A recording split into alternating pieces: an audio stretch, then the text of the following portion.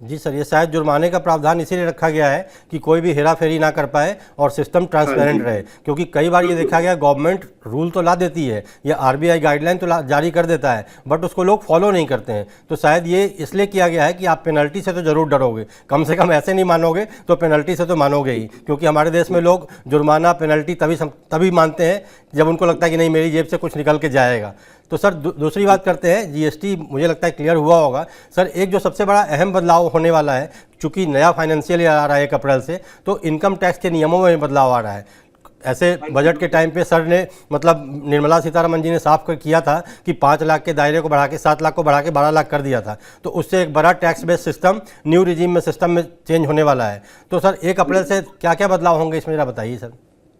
Tax तो आप जैसा कि 1 फरवरी को जब अनाउंस किया था हमारी ऑनरेबल फाइनेंस मिनिस्टर ने, जी और ये एक तरीके से बहुत टाइम से लोग वेट कर रहे थे कि टैक्स के स्लैब में चेंजेस हो, और 12 लाख तक के इनकम को टैक्स फ्री कर देना एक तरीके से बहुत बढ़िया उनका एक कह सकता हूं कि बहुत बढ़िया उनका स्टेप था, ताकि लोगों के पास पैसे थोड़े ज्यादा बच पाए, क्योंकि जब पैसे बचेंगे तो लोग खर्च उस हिसाब से करेंगे और इकोनॉमी के अंदर में वो पैसा अच्छे से रोटेट होगा। तो आने वाले टाइम के अंदर में 1 अप्रैल से जो टैक्स स्लैब की जो चेंजेस हुई है कि हाँ, ठीक है 12 लाख ठीक है। रुपए तक आप मतलब महीने का 1 लाख रुपए तक आपका इनकम टैक्स फ्री है।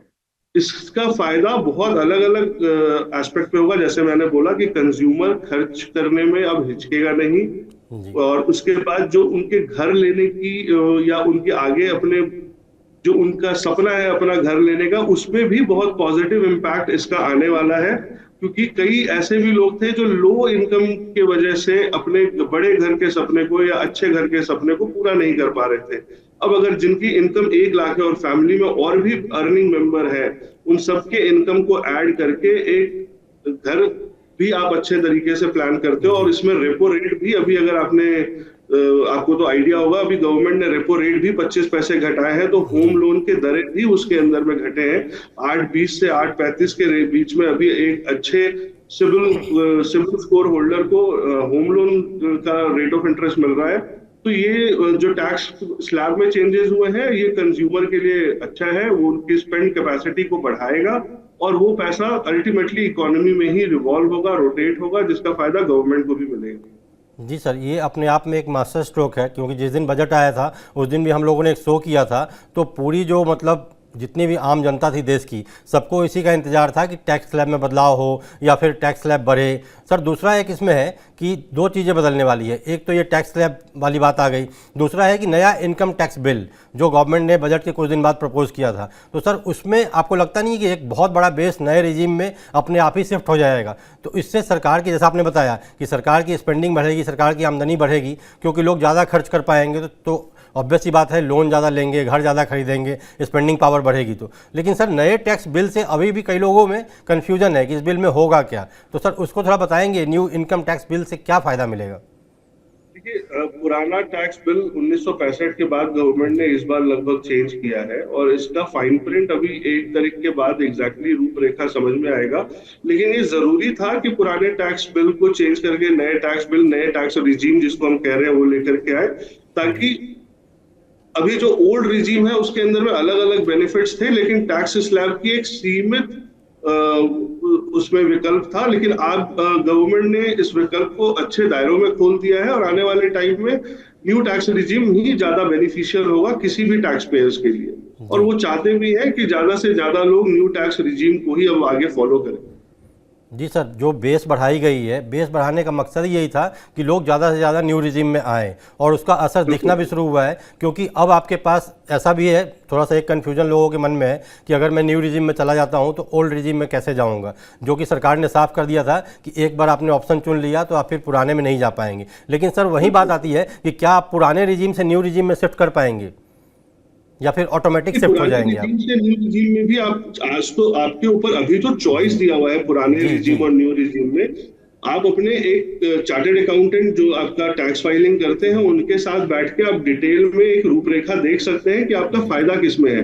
जहां जी तक मेरी समझ है, न्यू टैक्स रिजीम में सीधा फायदा है, लो जी लो कॉम्प्लिकेशंस है, क्योंकि वहां पे डिडक्शंस गवर्नमेंट के अलग अलग टैक्स बेनिफिट्स हैं, लेकिन वो उसके लिए फिर कॉम्प्लिकेशंस भी ज्यादा है। नए टैक्स रिजीम में कॉम्प्लिकेशंस कम है, जैसा मैंने बताया आपको सिंपल भाषा में।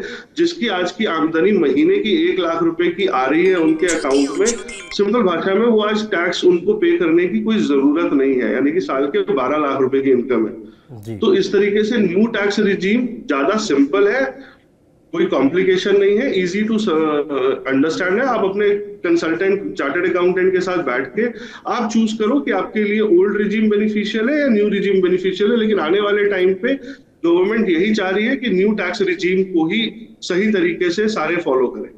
जी, जैसा कि सर आपने बताया, तो मैं बता दूं कि इनकम टैक्स पोर्टल पे भी ये सुविधा है कि आप कंपेयर टैक्स कर सकते हैं। आप अपना जब टैक्स कैलकुलेट करेंगे, आप खुद से करना चाहें तो बड़े आसान तरीके से आप अपना सारा डिटेल डाल दें, उसके बाद एक कंपेयर टैक्स का ऑप्शन आता है। आप कंपेयर करेंगे तो साफ साफ दिख जाएगा कि न्यू रिजीम में कितना आपको बच रहा है, ओल्ड रिजीम में कितना बच रहा है, तो आप उसके मुताबिक चुन सकते हैं। तो सरकार ने सुविधाएँ तो बहुत सारी दे दी हैं अब, और चूँकि ऑनलाइन से बहुत कुछ आसान हो गया जीवन लोगों का। लेकिन सर ये शो करने का जो मकसद ये था कि लोगों को पता नहीं होता है कि हम इसको करें कैसे और पूरी डिटेल जानकारी मिलेगी कहाँ, तो आधी अधूरी जानकारी लोगों को ना मिले, इसलिए मकसद यही है हमारा TV9 का कि आम जनता तक सही जानकारी पहुंचे और डिटेल में पहुंचे। तो सर आपका TV9 के साथ जुड़ने के लिए बहुत बहुत धन्यवाद। उम्मीद है कि लोगों को बहुत कुछ क्लियर होगा। तो सर नमस्कार, धन्यवाद सर।